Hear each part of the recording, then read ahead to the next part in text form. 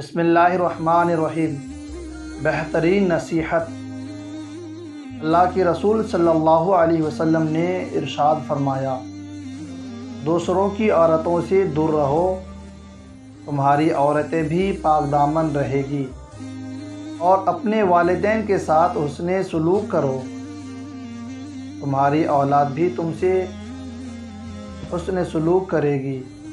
اللہ کے رسول صلی اللہ علیہ وسلم نے فرمایا، عورت اصلی کی ہڈی کی طرح ہے، اگر تم اسے بالکل سیدھا کرنا چاہو گے تو تم اسے توڑ دو گے، یعنی جدائی کی نوبت آ پہنچے گی، اور اگر تم عورت سے فائدہ اٹھانا چاہو تو تمہیں اس کا ٹیڑھا پن برداشت کرتے ہوئے اس کی خوبیوں سے فائدہ اٹھانا ہوگا۔